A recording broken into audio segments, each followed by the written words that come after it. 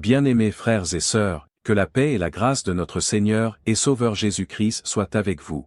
Aujourd'hui, j'aimerais partager avec vous un autre message biblique basé sur le texte suivant, Actes chapitre 17, versets 22 à 34. Sujet, l'excellence de la parole de Dieu. Thème, les arguments de la parole de Dieu. Titre, les trois arguments fondamentaux de la parole de Dieu. Introduction.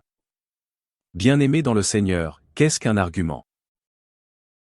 Un argument est une ligne de raisonnement, ou un ensemble de raisons présentées dans le but de convaincre quelqu'un de la vérité d'une idée ou de la pertinence d'une action.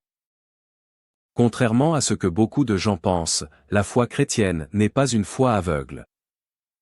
Dieu ne demande pas aux êtres humains de croire sans réfléchir. La parole de Dieu s'adresse à la fois au cœur et à l'esprit. Dans notre texte, l'apôtre Paul se trouve à Athènes, le grand centre intellectuel du monde grec. Cette ville était remplie de philosophes, de savants et d'autels dédiés à diverses divinités. Invité à prendre la parole devant l'Aréopage, Paul ne commence pas par condamner son auditoire. Au contraire, il utilise des arguments solides pour les conduire à la connaissance du vrai Dieu. Son message repose sur trois grands arguments. Premièrement, l'argument cosmologique, deuxièmement, l'argument anthropologique, troisièmement, l'argument eschatologique. Ces trois arguments révèlent qui est Dieu, qui est l'homme, et quel sera le destin final de l'humanité. Premièrement, l'argument cosmologique. Dieu est le créateur de toutes choses. Le Dieu qui a fait le monde et tout ce qu'il contient, étant le Seigneur du ciel et de la terre, n'habite pas dans des temples faits de mains d'hommes.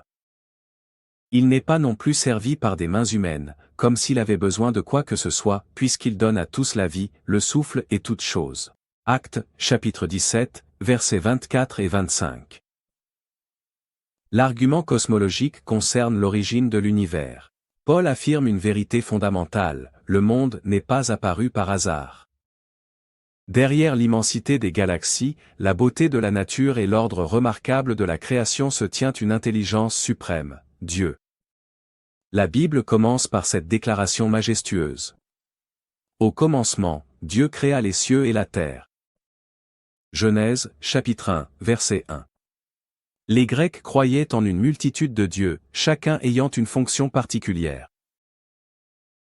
Paul détruit cette conception en proclamant qu'il n'y a qu'un seul Dieu souverain.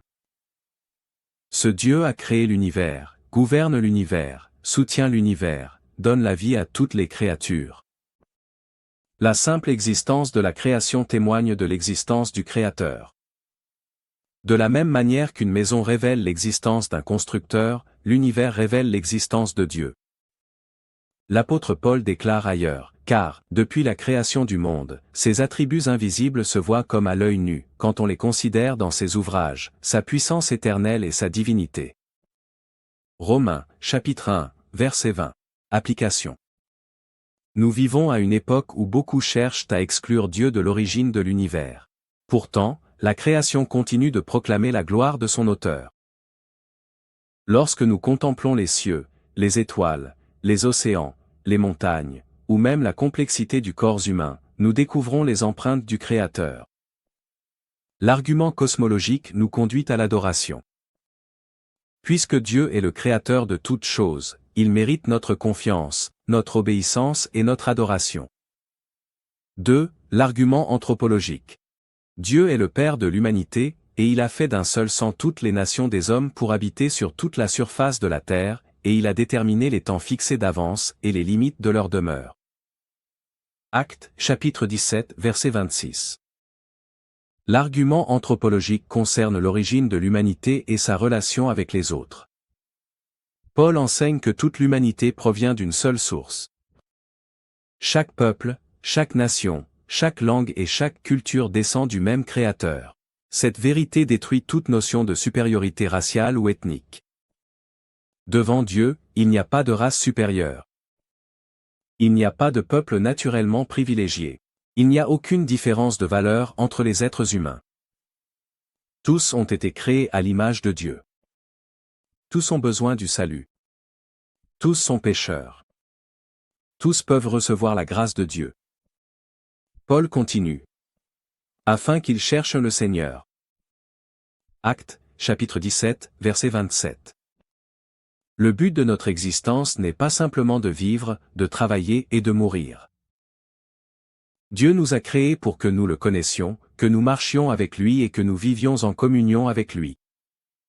Les êtres humains possèdent un vide spirituel que rien dans ce monde ne peut combler, ni l'argent, ni le succès, ni le pouvoir, ni les plaisirs. Seul Dieu peut satisfaire le cœur humain.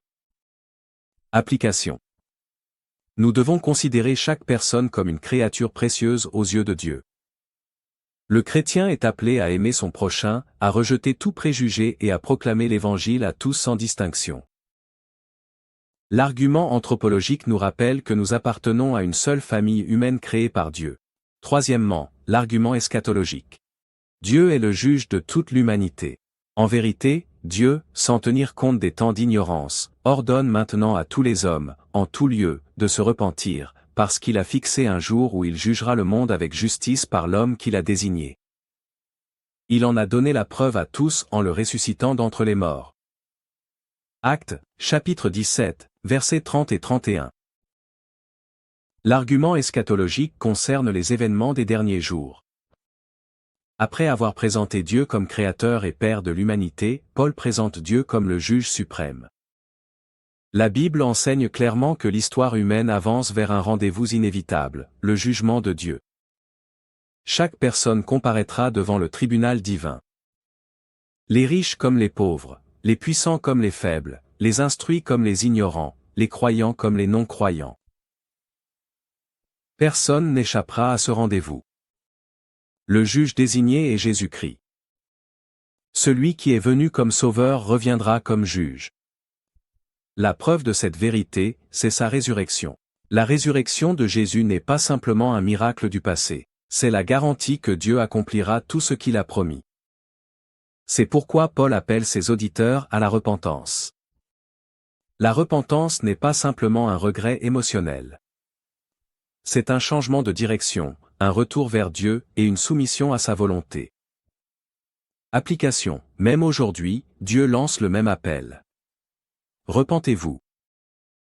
Tant que nous respirons, la porte de la grâce reste ouverte. Mais un jour, cette porte se fermera et le temps du jugement commencera.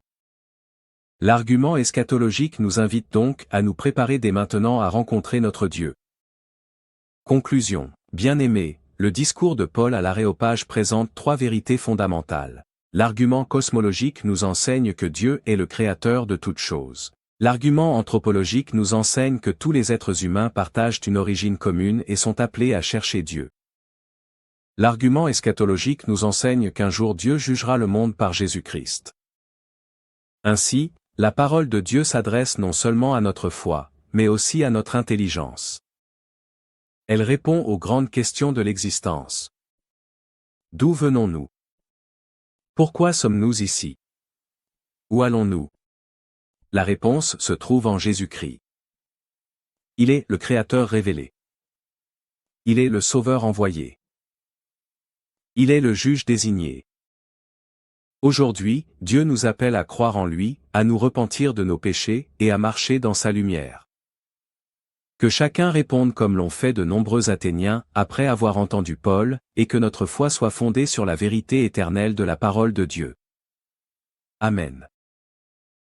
Et maintenant, que le Dieu de paix, qui a ramené d'entre les morts le grand berger des brebis par le sang de l'alliance éternelle, notre Seigneur Jésus, vous rende capable de toute bonne œuvre pour faire sa volonté, opérant en vous ce qui lui est agréable par Jésus-Christ, à qui soit la gloire au siècle des siècles.